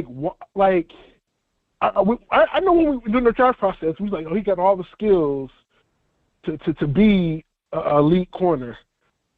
But I'm really starting to think, man, like he might fall into like that Rico Gathers, that David Irving type. Like, man, they got the skill to do it, but they just ain't got the They ain't got that dog. They ain't got that Kobe, that drive that they want to be great. That's going to do the extra work, the extra film study, and I think, man, like you have guys that work hard, like Steele. I think we need to try to draft more players like that, man.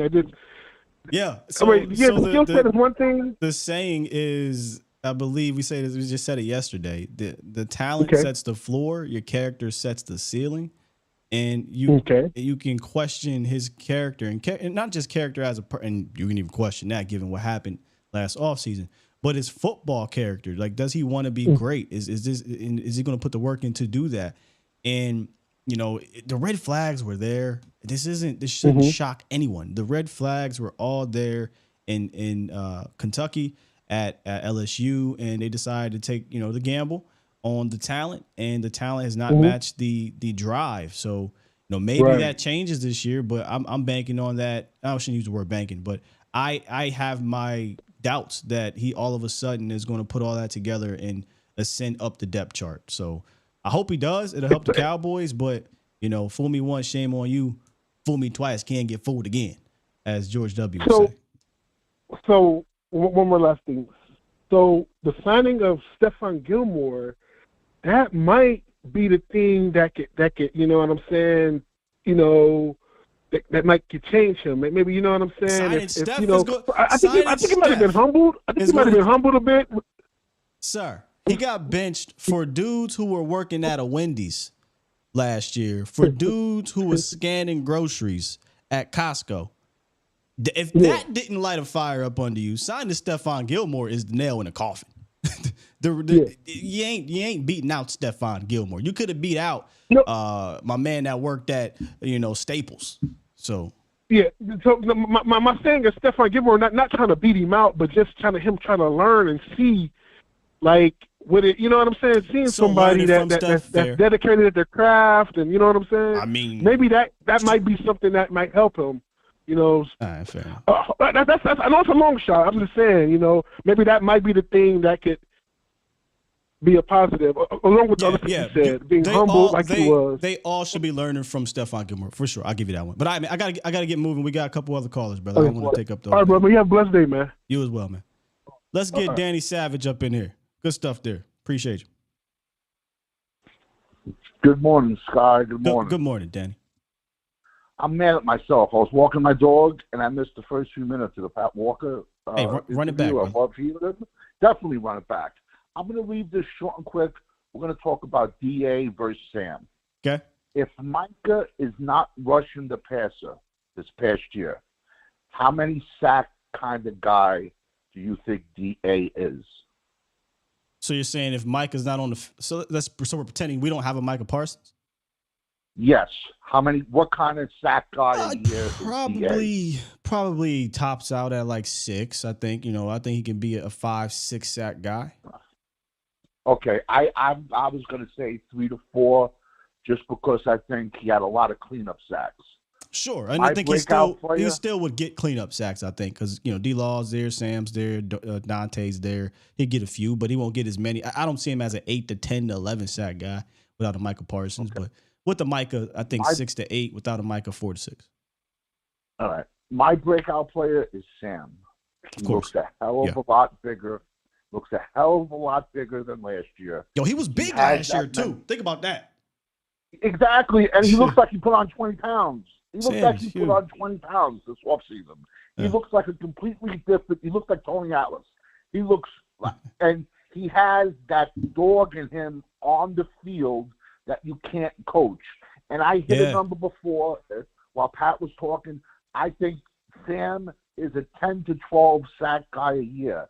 And just in my opinion, and I'm going to close the plane, when you draft a guy in the second round and he can show that he has that magic word called it, let him eat.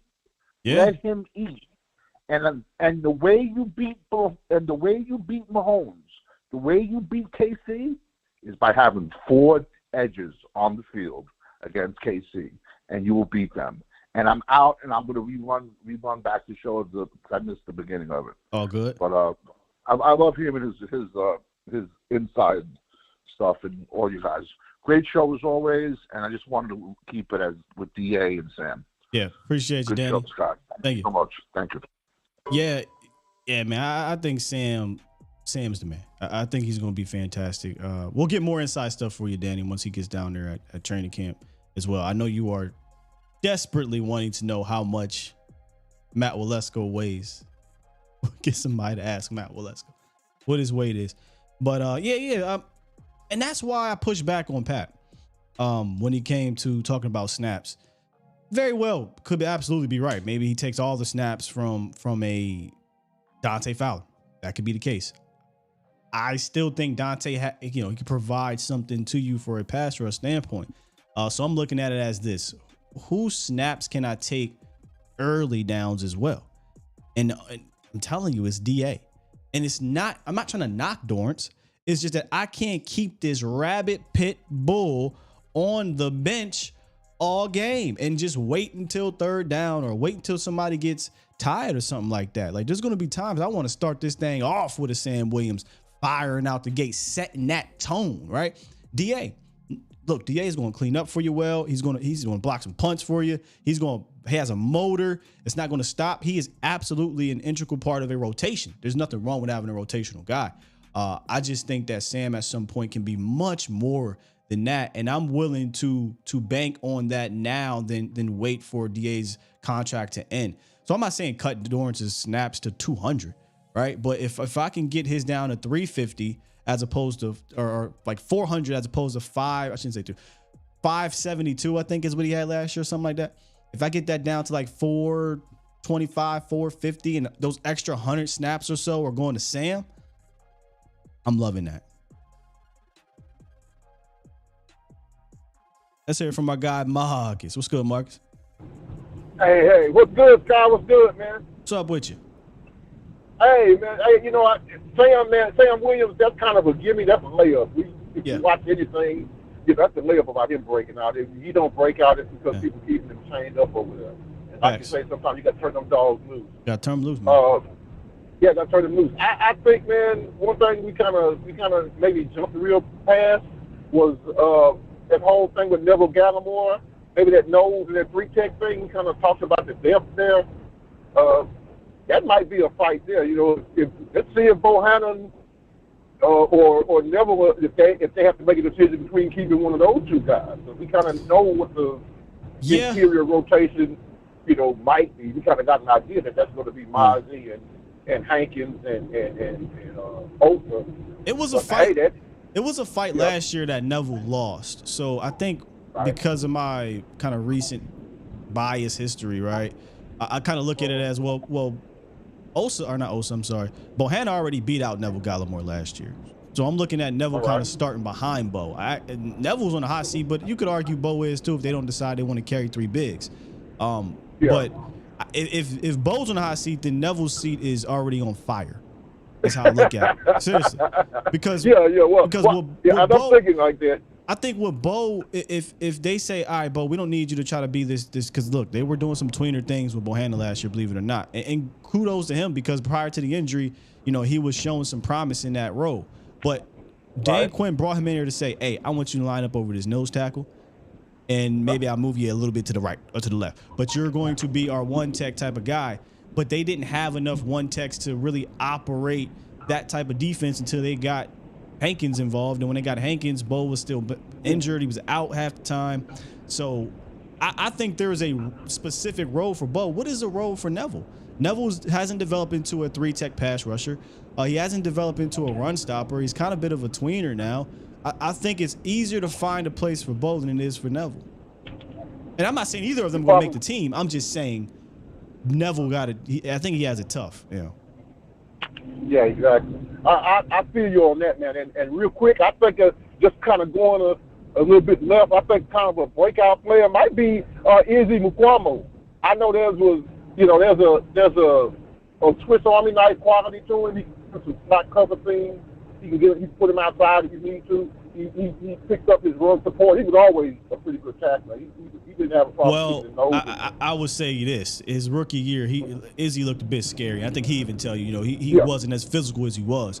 The Izzy that showed up at camp last year in the preseason, me and Vach, you can attest, Vach, we were like, yo, who's this dude? Who he been hanging around? Because this is a totally different player. Seriously, this is not the same player that came out of South Carolina or was in camp in preseason of the previous season. But man, Izzy's a tough one to say as a breakout because I think it would require injury. Exactly. I don't know where he gets enough playing time to do that. Exactly. Well, my thinking is probably a year or two projection. I know Jaron Curtis. I don't know how long he's going to be here, but I haven't always. Since last season, we saw Izzy do a lot of different things. I've kind of got a sense that he could be, Jaron Curtis. And if he gets an opportunity, I don't know how big Dan Quinn is on rotating his defensive backfield like he is on the off defensive line, but that might be a possibility. I ain't cutting in. I'm not cutting J-Ron and Dono's snaps for Izzy. I personally, this is just me being a bit selfish at the position, man. Free safety. I want Izzy to eventually be our future at free safety. So if you're going to cut in the snaps, let's see what he can do with Malik Hooker snaps. I would love for that. Hey, get him on the field. That's my thing. Get him on the field. Malik Hooker's prime him, get him on. Take him off. If Izzy can take the spot in the head, I'm big with that. I'm operating under the premise you're trying to find a way to get Izzy on the field. I'm not taking Bland off. I think Bland can do everything, big receiver, small. It doesn't keep Bland there, and obviously I'm not putting him on the boundaries. I'm not putting him at. I personally don't think Izzy is made for the strong safety kind of role playing around the line of scrimmage all the time. I mean that's a different sense of physicality. Although he's got more physical, I'll give him that. But prior, he was a cornerback at South Carolina. He transitioned to some safety. He's got the length at 6'4". For a big guy, when you're playing corner, and we saw that happen a few times in the playoffs, and it didn't cost him that much, but it's tough for a 6'4" guy to have those type of hips to be twitchy. It's just hard because he's long. But when you're back there at safety, I don't think it's as critical. In the sense of when you see it, you're seeing things that happen in front of you. You've got more time to adjust and get to where you got to get to on your spot. So I would love to see Izzy back there. Again, y'all know I'm biased to 6'4" type of DBs. But we'll see what they decide to do. Dan Quinn Jr., that's who you turned into, huh? No, I got a bias, man. If it's like 6'5", 6'6" receivers or 6'4", 6'3" corners or DBs, I'm so intrigued. Now, if they ain't good, then move on. I am definitely intrigued. Yeah. Okay, man. That's all I got for you. I know you pressed for time. I got to run it back too, man. I was busy Mr. Show this morning, so I got to see what my man Pat C said. No C, Rob. Pat, no C. He has to play this one. So I'll get back with you, man. Appreciate you, Marcus. Yes, sir. Yeah, man. Would love for Izzy to have a breakout season, but just me thinking right now, it would have to probably come at an injury expense. However, how did DeRon Bland have a breakout season? An injury happened. How did Jaron Curse have a breakout season? An injury happened. How did Tony Romo kind of. How did Dak Prescott an injury happen? Right. So this sucks to say, and that's why I always use the word Cowboys can be XYZ barring catastrophic injuries. But injuries are going to happen. I don't want them to, but they're going to happen. Where it happens, how long, it will give an opportunity to somebody.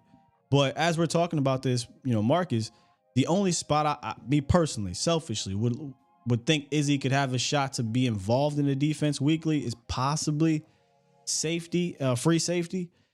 And even then, they really trust Malik Hooker. And he's a bit of a leader too. He shows some leadership qualities with that young secondary over the last couple seasons. But Malik is not beyond reproach. I will say that. Yes, we have a 3-headed safety monster. Yes, I think this is one of the best safety groups in the league. But when you look at any group, there's going to kind of be, well, who's the weakest link per se? I'd argue it's Malik. And that's no knock on him. That's just somebody's got to fall in the rank. So Malik maybe could be the guy that you could sneak in some Israel Mukuamu snaps with if you view him as being a free. I am not taking Deron Bland snaps away. Stephon Gilmore, Jaron Kearse, Donovan Wilson, or Trayvon Diggs. So Malik is kind of the only one. All right, let's get to our final call. Ain't heard from our guy Marv in a long time. What's good, Marv? How you feeling, man? I'm doing good, bro. How you doing? It's good to hear from you. I'm doing good, man. Yeah, I was listening to the show. Good show, man. Like you say, the camp battle is gonna be a battle.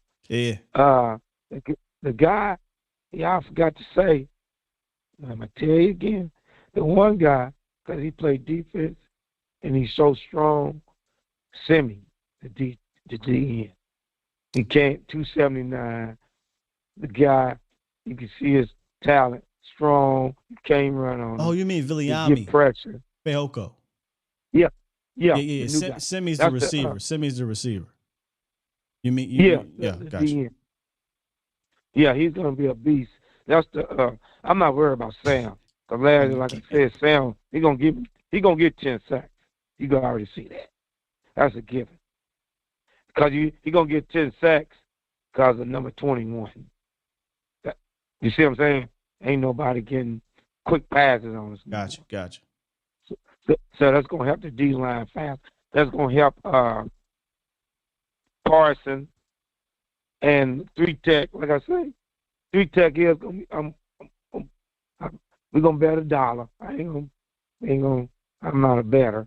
But Mozzie? I'm a bet $1. Mozzie starting at the 3-Tech. Come on. So y'all can write that down. I want this to happen so damn bad. But here's the thing, though. I'm a big Osa fan, so I don't know how much I really want. But look, bro, I think Mozzie going to play some 3-Tech snaps. I'll give you that, Marv. I don't know if he's going to start, but I think he's going to play some 3-Tech snaps for sure. Because the starting, if they, like you say, the linebackers, I don't know who they're going to start. Because I know 33, 55, and it's supposed to be 11, unless, they can use them at their chest piece. You don't know who's going to start? Oh, you know who's going to start. Clark and LVE is going to start. Yeah, I know that. But I'm talking about the other linebackers. But Jabril Cox, Overshown, Devin Harper. I mean, Micah's going to get some snaps back there too. Yeah. So they're gonna start the game out with Micah at DN. That's what you're thinking? Well, so according to Dan, he's you're talking about Micah, right? Pass rushing linebacker. So, they might come out sometimes where it's Micah and Micah and D Law as your ends, and because nickel, right? The NFL goes to nickel almost right away. So that might be a start. But then there might be games where it'll be Micah kind of playing that Leo or Rover, whatever you want to call it, and Dorrance Armstrong and D-Law are out there to start the game. But bottom line, there's going to be a hefty rotation up front, and Micah's going to be a part of the rotation. But this is what I mean by that. I don't think Micah's going to play the most snaps. I don't think he's going to be a guy that's only going to play 35 snaps. Micah's probably going to get some more linebacker looks this year than he did last year, but don't expect it to be like his rookie season is what I'm getting at. Yeah. and then and now I was listening to the cornerbacks, safeties. You know, I'm the one that said they're gonna keep your boy on pup because you try to rush him back like they did. Who? Number 13, the corner. That's on. They got hurt. First of all, Marv, you ain't say nothing about putting him on pup. You said they need to cut him and keep Kelvin Joseph. That's what you said. That's what I'm saying. I did say that. And Kevin Joseph, only way Kevin Joseph get cut if he getting torched in camp, which he barely do. God, what? He had a real bad game against Jaguar. Everybody had bad games, and like me and Law said, the man didn't get that much. That's why you got to play them guys in preseason. You cannot go into camp. You don't need to play number 7. You don't need to play 21. Marv, you let them guys play. I ain't letting you do this, Marv. I ain't doing it. No, Marv, me and Law always talk about that. I don't know what you and Law talking about, but I was down there at camp. I was down there at the Star, and I watched preseason. Kelvin Joseph was quite literally his 6th best cornerback last year coming out of camp. In camp?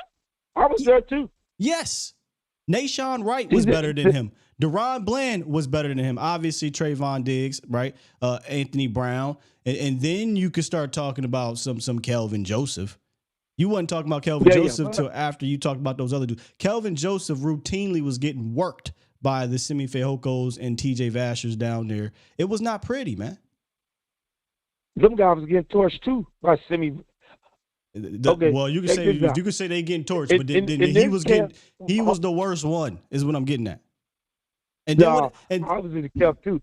I lived here. Okay. I was there before you. Who was Kelvin Joseph better than at camp? Go. It was better. It was better than 25. Lies. Nate, that is a lie, bro. That is a lie, bro. I was at the. So was I. Still, I was at the camp before you. You got there late. I got there when they put the pads on, and then they continued to pass down here in Dallas, and I watched those practices, and obviously they have these things on TV too, or online as well. So Kelvin Joseph was not better than Nashawn Wright, bro. Okay, but keep going. Who else was he better than? Wright wasn't that good. Who else was he better than? Who else was he better than? Go. A lot in that camp. Remember when he came back? This is what Marv like to do. It's a simple question. Wait, did he have a thigh? Oh, simple did he have a thigh? Question. A what? He came back with a thigh. Did you say a thigh? He had a thigh. He had a thigh strain. He pulled his thigh. Remember? No, I don't. I don't remember no Kelvin Joseph pulling no thigh strain. All right, this is what we're doing with him. Okay. All right. No, that doesn't matter. It's a new year. It does matter. Let me tell you why it matters. Let me tell you why it matters. Because y'all gotta pervert your hate. It's not about hate. Let me tell you why, Marv. Let me tell you why, Marv. It ain't about hating, Marv. Relax. Let me tell you why it matters. Y'all hate. Let me tell you why it matters, Marv. Listen, it matters because Deron Bland showed in camp that he was one of the studs, and that translated onto the field in preseason, was translated onto the field in the regular season. Kelvin Joseph showed in camp that he was not one of your better cornerbacks. He was one of your worst cornerbacks, and that translated onto the field in the regular season. And now to the point, Marv, the coaches don't even believe in him as a boundary guy anymore. They're trying to change his position this early in his career. That's why it matters. Kelvin Joseph needs to go out there and ball. If he does not go out there, I'm not talking about just exist. I'm not saying just exist. Yeah, I know that. If Kelvin Joseph has the same camp he had last year, he's gone. We can bet whatever you want to bet. He gone. Yeah, that's true. That's true. He got to show out. But I'm just saying, I understand what you said. But I'm just saying, I just never seen people hate a person. God damn. Yes, you have. All the corners we had, all them corners got torched. Number 3 was getting torched. And you could be on this thing, and I'll be after the games, and I see you fans going crazy. Y'all hate that. Oh, what's the one that got hurt? Number 3? Marv. What's the number 3 cornerback that got hurt for us? Anthony Brown. Oh, man, y'all can't stand Anthony Brown. He was in good y'all last year. Y'all hated 22. when he went to Cincinnati. 1 and 2. But I'm Who the just saying, I know what you're saying. A Woozier? But now, it might be good if he leave and go somewhere else and turn out. Hey, bro, No. that's what I was saying, bro. When he said I ain't never seen, I'm like, dog, we have a quarterback on this team, right? That you know about, right, Marv? So And y'all hate him too. That's what. Well, who's y'all? Stop saying Y'all hate Dak Prescott. The worst two people I hear everybody talk about the most. I hate Dak Prescott and I hate Joseph. I'm like, unbelievable. Y'all. So y'all want the guys to be good? Dak Prescott. Y'all be one of y'all favorites. What are you doing? What are we doing? Y'all do. I be hearing people talk about Dak Prescott, man. Dak Prescott. Boy, they be turning Dak Prescott. Calvin Joseph. What are we doing, Marv? No, I ain't talking about like that. But I'm saying the two most talk about person that when I be listening to the most app, talked about. I'm like, man, it's Dak Prescott or Kevin Joseph. Oh, geez. I'm like, unbelievable. Okay. I'm just saying that you don't hear people talk about Dak, even on the talk shows. Dak Prescott. We ain't Dak talking about. All right, but to say that Calvin Joseph but I is the understand most though. talked about. But he got to show out though. Wow. It's like you say, he got to come there, show out. He did good on special teams, but that's how you make some teams special teams too. Yeah. You know what I'm saying? You got to do good. But we'll see in the camp. Let's bet. We will. You're absolutely let's right. bet $100. I'll On bet what? you $100. Everybody on here, I'm gonna zell you $100. I'm not. All the people on the app. I hope Kevin Joseph. He was on the last show. He was on the board show. I bet $100 Kevin Joseph make the team. There are 320 people on here.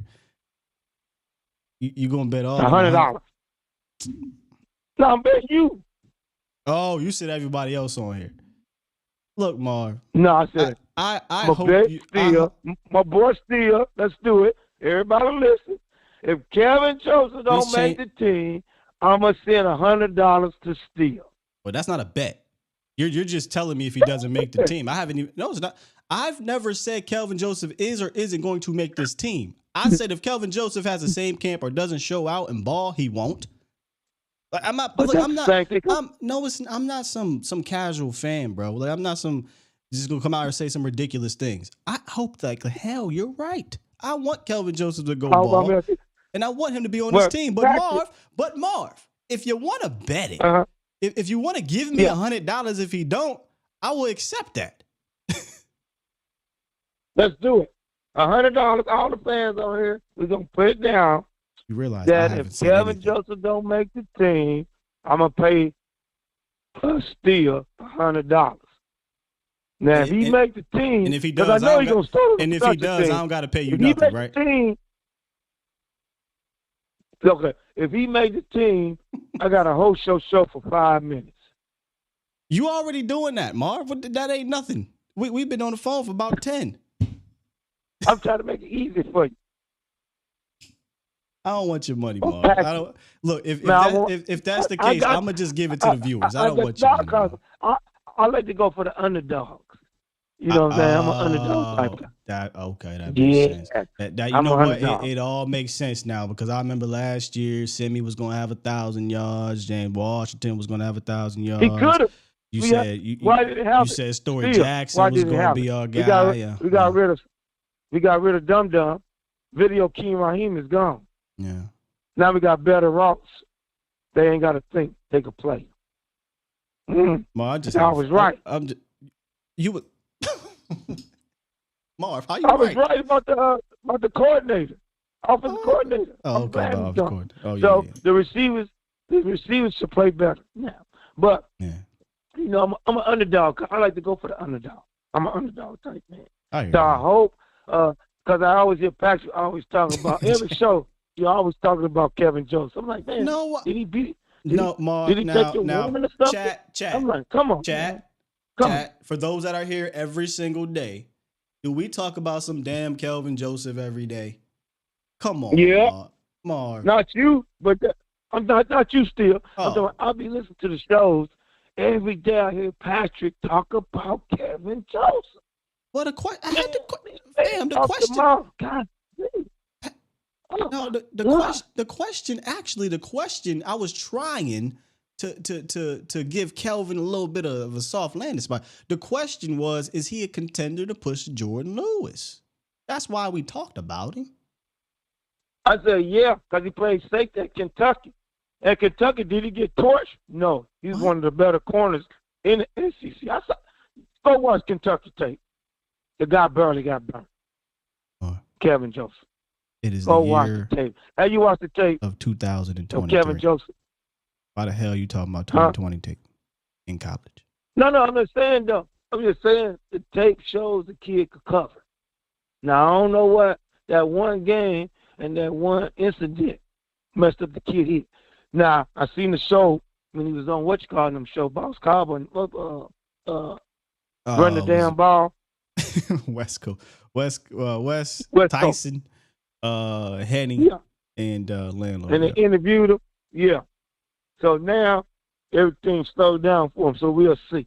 So hopefully, I'm going for the underdog. If he don't make it, he'll probably make another team. So, because we got so much talent. But my main man is Big Sam, Mozzie, and the big DN that we got in the fourth round. Them the guys for sure. Okay. Israel could cover. Marv said if he win the bet, he gonna host the show. You already hosting the show, Marv. I gotta get going, Marv. I appreciate you calling. When you don't talk to Marv for a minute, Marv gonna get all 1,700 if his takes off. I'll tell you that much, man. I like that name, Danny. You call him how cool. But y'all can see I'm the underdog guy. I like going for the underdog. It all makes sense because last year he was like, yeah, Story Jackson's gonna be this, and who was Dennis Houston gonna have 1,500. I was like, you know what? Now this makes sense. You the underdog guy. Appreciate you, Marv. The underdog guy. All right, family. Have a blessed day. Salute. We just have fun. And how about Marv, man? How about him, baby? How about him? I don't want your money though, Marv. If I swear, if that doesn't happen, just look. We just gonna go on Cash App and we just gonna give it away to the fans. I don't want your money, dog.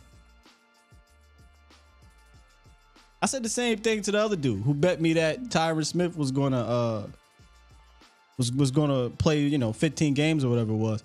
I don't want your money. I hope you're right, but if you're wrong, I'm gonna give the money away to the fans. I don't want your money, dog. Y'all giving away money with keeping the beam, but it is what it is. In poker, we call that a donation.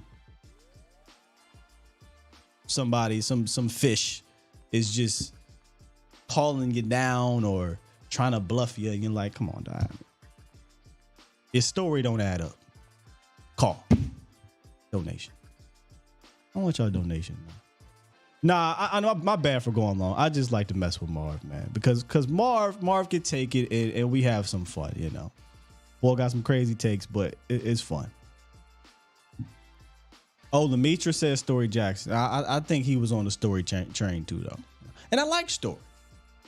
I was rooting for Story, but there's got to be some realism to this thing. It can't just be all Homer. Everybody going to the Pro Bowl. Everybody making the team. Everybody getting 1,000. Not what we do here. We do not do that here. Let's get some of these super chats I missed. I know some of y'all can't stand with Marv. I enjoy what Marv called it because I know we're gonna have a little fun with it. All right, let's get to Chris. He dropped 4 in the chat. Super chat. Oh, my bad. 2. That was Black Line. He dropped 2 in the chat. Said wins are a QB stat until they compare Dak and Kirk. I don't even want to go back on that. I watched this clip, old girl on that one show with the F in it, and I'm just like, man, Professor O, this is why we love Mina. This is why we love Mina. And then I hate slander. I'm not gonna say her name because we might have to do a show. I hate slandering, but geez, you starting to get real. All right, I ain't trying to get canceled. Let's keep them. Super chat. Black Lion dropped 1. Appreciate you. He dropped 5 and said, peace, Scott. Tyler Smith. It was yesterday. What am I talking about? It was yesterday, but I'll read it. Tyler Smith reminds me of Eric Williams. We talked about that yesterday. He has the same traits as EW had. And I noticed yesterday, and I'm glad I brought this up. At the end of the show, this is how y'all know I watch too much, brother. At the end of the show, somebody said something about Big E, and I thought y'all were talking about Big E from wrestling. Y'all was talking about Big E, Eric Williams. My bad. That's on me. On me. Appreciate you, brother. Super L. chat. He dropped 2 and said Studio 2023 still in motion. That depends on when Vach brings his ass down here to Dallas. But I will spill these beans a little bit. Me and Vach are trying to put together a live show with an audience. I don't know if it'll be here, and honestly, that'll probably end up turning into more than just me and Vach. But we're trying to put together the Vach and Barty live show, literally live, together at a venue or whatnot. But it got to be strategic. It has to be the right time. It has to be the right place and whatnot. So keep your eyes and ears open for that. We're a long ways away from the pieces being put together, but we are very passionate about making that happen. So studio, not sure when that's going to happen. He has to move to Dallas at some point. But a live show where we can get, Cowboy fans coming through, and it literally is just like, if you ever saw any other the podcasts that 85 South or the Joe Budden podcast, when they do live shows, they're just kicking it, man. With the fans, having fun, talking ball. That's what we really want to do. We want to make it that feel. So we're trying to make it. Y'all know how our show go. We're trying to make that, but in live and interacting with y'all, and not so serious. So keep your eyes and ears open for that, man. D said we got a studio space here. Don't play with me, man. Do not play with me. Studio, you in Dallas, D? I know a friend that has a studio downtown Dallas. He has multiple actually, but I'm trying to do this thing big. That's why I'm trying to get a machine behind us. I don't want to just do this type of. I want to do it big, but y'all know how I go. CT Mad says slander her ass, guy. I be wanting to. I be seeing these clips rolling around, and I appreciate the foot soldiers that are out here really going hard on these people, but I don't even have the energy in me no more. I don't, because it's so damn lazy at some of these damn takes, and it's so wild that what happened. Where we were talking about this yesterday at the end of the show, I'm like, boom, boom, boom, boom, about all these 4-letter networks, 3-letter networks that constantly talk about the same thing: coach, quarterback, because there's nothing for them to talk about. And then what happens? I go on to Twitter and I see this clip rolling around. I'm like, this is exact. How many times are y'all going to do this without providing context? How many times? They said Sky every time, because it gets clicks. Uh-oh, y'all here fighting with Marv. All right, do me a favor on the way out. Don't fight with Marv, but hit the like button. If you enjoyed today's show, we had the science. Yes, science. Always good with him. Patrick Nosey Walker of DallasCowboys.com came through. We talked about potential players that could break the rank of where they are at currently. And we pivoted a little bit, talk about Eric Scott potentially battling a guy like Jordan Lewis and whatnot. But I thought this was a quality segment to discuss. And then tomorrow, Friday, we will likely be a Fan Friday. I'll let you guys know throughout the day. And if you could, and the reason why I didn't say this for the last couple days, because I felt it was his duty to let you guys know, but he has let you guys know publicly. Please send all your thoughts, prayers, love, peace, and whatever you can to my fellow A to Z sports brother, Mauricio Rodriguez, who lost his father last week and could definitely use all the love possible. He did a video yesterday where he let you guys know that. So if you haven't checked out Primetime yesterday, it wasn't a live show. He won't be live this week, but he did put out a video. Please go pour all your support and love into Mo, who could obviously use that right now. Mo, if you're listening, brother, we are with you. Our condolences are with you. We got much love for you, brother. And if you need to reach out, you already know how to get hold of me, man. So please do that if you can, Cowboys Nation. He obviously won't be available this week. He'll be back next week. So no prime time, but go to the prime time show yesterday. And please, in the comments, just show your support and love for our guy, Mo. On the way out, super chat. John dropped one, and I'll answer this, and then we can head out. He said, "Could Overshown see some time at safety? Possibly. He's a guy that played a couple years at safety at Texas, so he was a all-state, all-American, whatever you want to call it, safety coming out of high school. So he could play that big nickel role. Would he play free? No. It'd be more of the J-Ron Curse role at some point. So. All right, with that said, Cowboys Nation, I'll be back tomorrow, but I'm going to press this button now.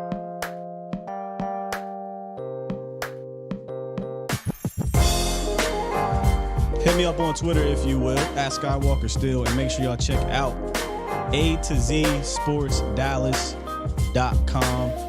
It's a dead period, but our guys are still working, just like we are. I will see y'all tomorrow. Love you, Bomb Squad. Got it. Peace.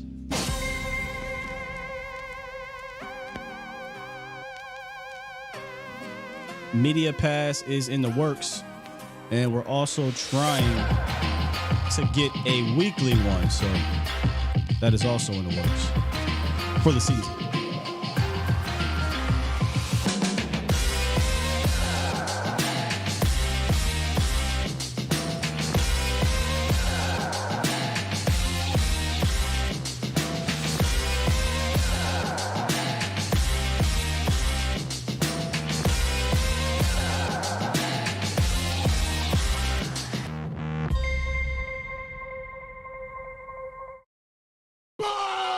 Squad!